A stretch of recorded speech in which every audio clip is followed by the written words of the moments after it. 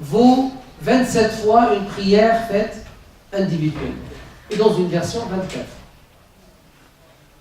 Alors regardez les actions, puis les bonnes actions se multiplient et elles ont de la valeur selon la valeur du lieu dans lequel tu es, l'état dans lequel tu es, le temps dans lequel tu es inscrit. Le temps, par exemple, la prière du vendredi n'est pas pareille que la prière de Dhuhr habituellement. Tu as plus de thawab, de hasanat, de bons points auprès d'Allah dans ta prière du vendredi.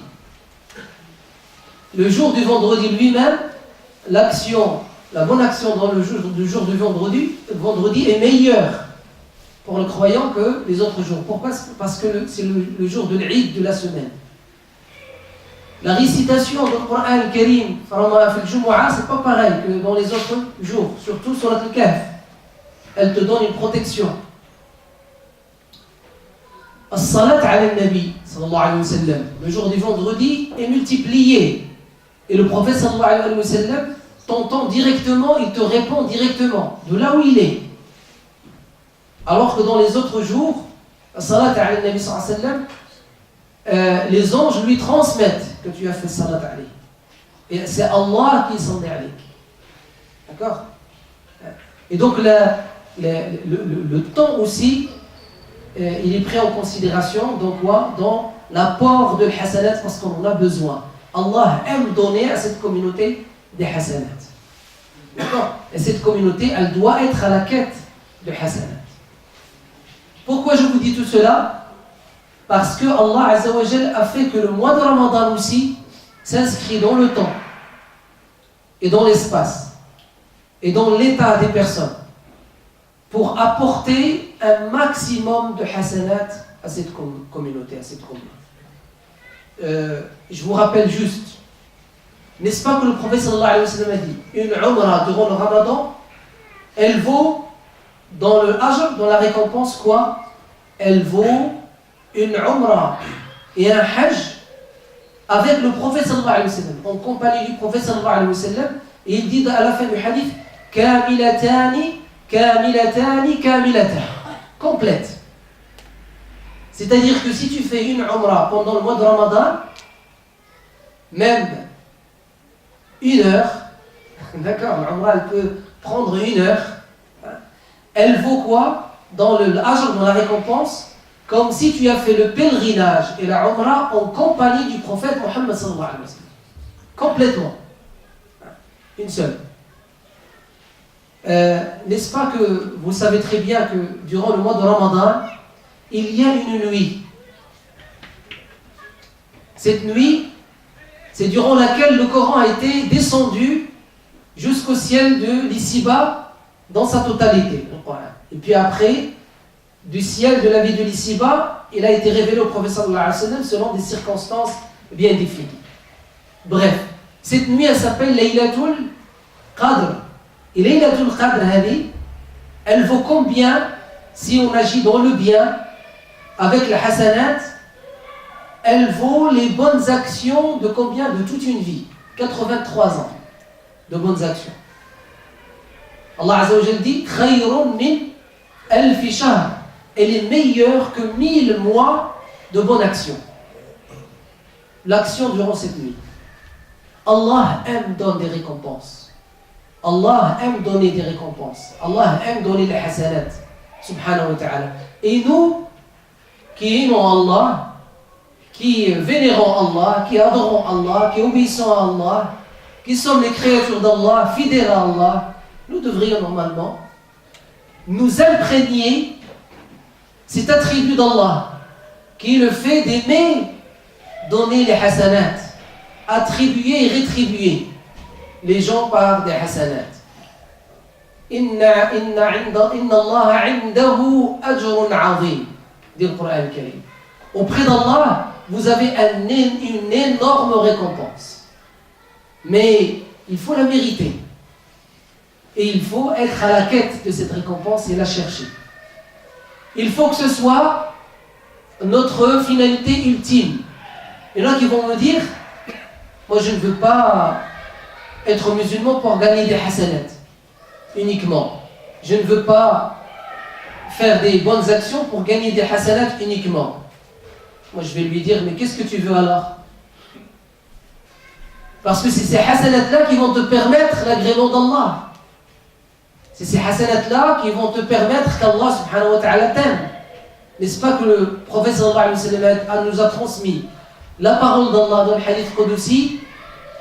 Ce que j'aime, dit Allah Azza wa Jalla, ce que j'aime de mon fidèle comme action à accomplir, c'est celle que je lui ai prescrit canoniquement. Et tant que mon fidèle s'approche de moi par des actes volontaires, nawafil, je l'aime. Et lorsque j'aime mon fidèle, je deviens sa vue par laquelle il voit, son ouïe par laquelle il entend, ses mains par lesquelles il donne, il prend, il pousse, il repousse et il rapproche, et ses pieds par lesquels il côtoie les gens et les espaces.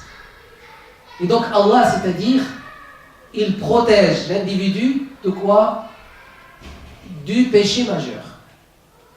Tu deviens quelqu'un qui ne commet pas de péché majeur. Tu tombes dans des petits péchés et Allah Azza wa Jalla les efface par l'istighfar, un demande de pardon, ou par les ablutions au quotidien, ou par les prières. Il a bien dit qu'il aime celui qui s'approche de lui par quoi? Par des actions volontaires, an-nawafil. Ce que les chrétiens appellent les actes surrogatoires. D'accord? Et ces actes-là sont des actes qui nous préparent à l'acte canonique obligatoire et qui nous font récupérer ce qui nous manque dans l'acte canonique obligatoire après qu'on a effectué cet acte obligatoire. Exemple. Avant de commencer Salat al-Dhuhr, il est très louable de faire au minimum 2 rak'at volontaires. Oui ou non? Et le prophète sallallahu alayhi wa sallam a dit, quiconque parmi vous fait 4 rak'at avant Dhuhr et 4 rak'at après Dhuhr, Allah interdit sa chair à l'enfer. Celui qui prend ça comme habitude, tous les jours. Et donc ces deux rak'at avant Dhuhr et les 2 rak'at après Dhuhr, c'est quoi leur rôle? Les premières avant Dhuhr, c'est pour nous préparer à être conscients, khashi'in. قد أفلح المؤمنون الذين هم في صلاتهم خاشعون. Ceux qui sont humbles durant leur prière. Ils nous préparent à être humbles, ils nous préparent à l'humilité, mais aussi ils nous préparent à être dans le cadre de la liaison avec Allah. لأن الصلاة هي صلة مع الله. C'est une liaison avec Allah subhanahu wa ta'ala. Après la prière obligatoire de Dhuhr, vient quoi? 2 autres rak'at. Qu'est-ce qu'ils te permettent? Ils te permettent de récupérer ce qui t'a manqué durant la prière obligatoire. Comme quoi? Comme présence durant cette prière. Khushu'.